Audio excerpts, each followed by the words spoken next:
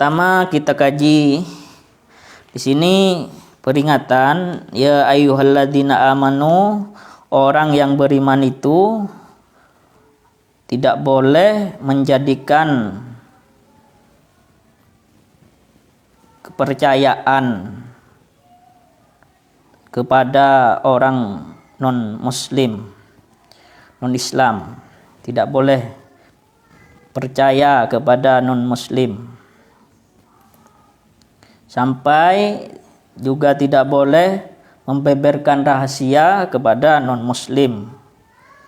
Terorisnya Pak Abdussalam Panji Gumilang itu di antara pengecaranya itu ada yang non-muslim. Ini gimana ini? Nanti kalau Pak Panji sengsara, yang bahagia pengacaranya. Karena yang dinamakan asfiya di sini, bitonah asfiya, yang dilarang dijadikan teman dekat oleh kita, pertama Yahudi, Nasoro, dan juga orang munafik. Di sebelum ayat ini membahas ahlul kitab. Ahlul kitab itu menurut Imam Syafi'i ialah khusus umatnya Nabi Musa dan juga Nabi Isa, Yahudi dan Nasrani, yang beragama Yahudi dan Nasrani.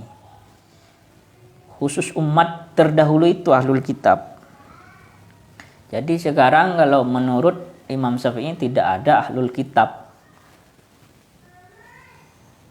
Di sini lebih luas lagi, tidak boleh dijadikan teman dekat kita sampai tahu rahasia kita, Yahudi dan Nasoro, dan juga munafik.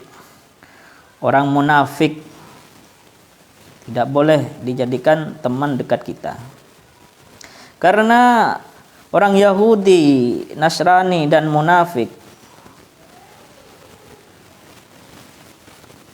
atau non-muslim berusaha untuk merusak, berusaha untuk menghadirkan kerusakan untuk kita. La ya'lunakum khobala, tidak pernah gagal kalau dijadikan teman dekat. Yahudi dan Nasoro itu dengan sifat munafiknya bisa menyengsarakan kita. Sebenarnya orang yang disebutkan tadi ingin menjatuhkan orang Islam kepada hal yang sangat membahayakan.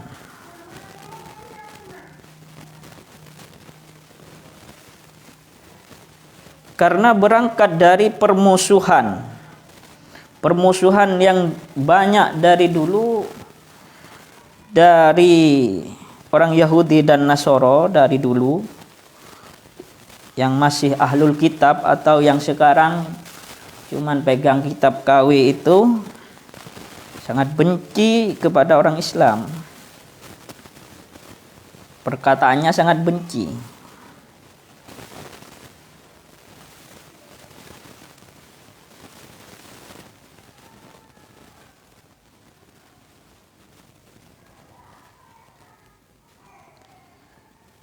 Maka tidak pantas mengetahui rahasia orang Islam.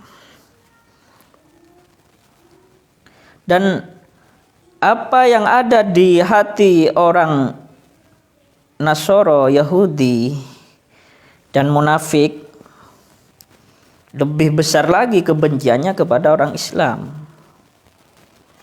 Maka firman Allah Subhanahu wa ta'ala ini di dalam Al-Quran sudah memberi peringatan kepada kita, yaitu kalamullah al-qadim yang diturunkan Allah ke Lauh Mahfud, setelah itu ke Sama'id Dunya, dan diturunkan lewat malaikat Jibril kepada Nabi Muhammad dengan suara.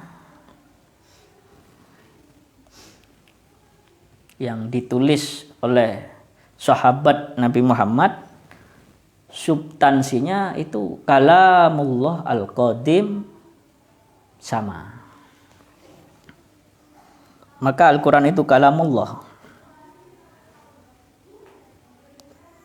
Ketika kita memikirkan kalamullah, membaca ayat dan memikirkan, maka kita tahu kita tidak boleh menjadikan teman dekat kita, khususnya di dalam ideologi, keyakinan, itu dari non-muslim.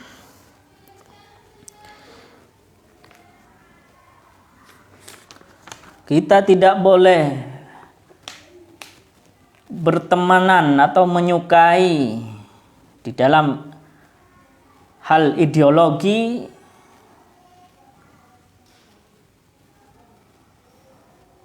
karena beda agama, karena orang yang tidak Islam iman kepada kitabnya dan tidak iman kepada Al-Quran. Digambarkan lagi ketika ketemu, kalau di surat Al-Quran yang lain, di ayat Al-Quran yang lain, ahlul kitab itu ketika ketemu dengan orang Islam di juz 3 menyuruh kepada pengikutnya bilang iman, pura-pura itu taqiyah. Maka orang Islam yang bersifat taqiyah tidak boleh, sebenarnya sangat benci kepada orang Islam, sangat benci,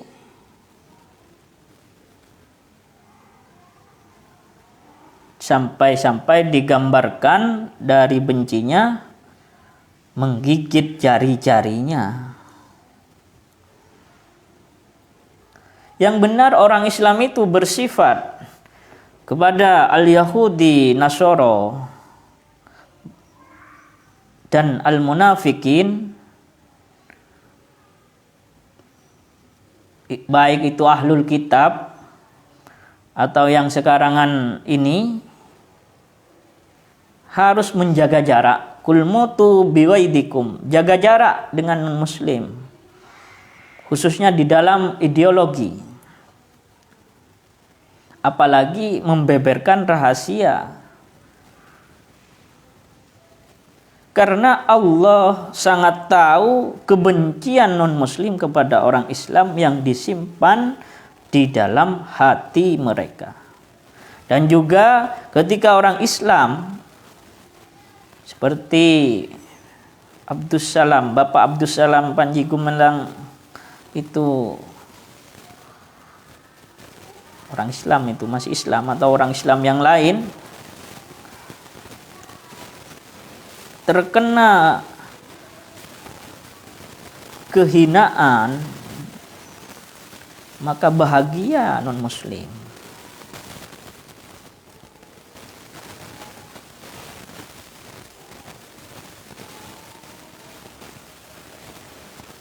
Artinya kita sebagai non-muslim harus menjaga jarak. Kita sebagai orang Islam, maaf bukan non-muslim, harus menjaga jarak terhadap non-muslim. Lebih-lebih di dalam ideologi keyakinan kita.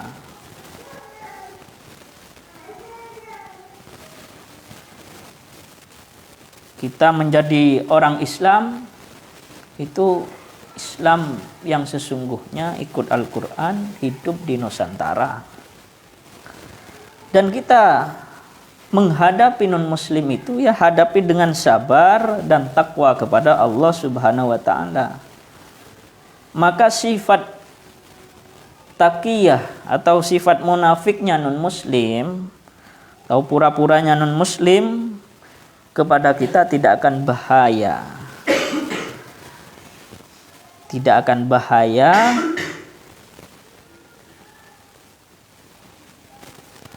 tipu dayanya juga tidak akan bahaya, Terakhir, Allah mengetahui apa yang dikerjakan non-muslim kepada orang Islam. Maka Allah akan membalas tipu dayanya itu. Kesimpulannya, ya kita harus tidak menjadikan non-muslim sebagai teman dekat kita sampai tahu rahasia. Dan buat apa menceritakan rahasia-rahasia kita kepada non-muslim?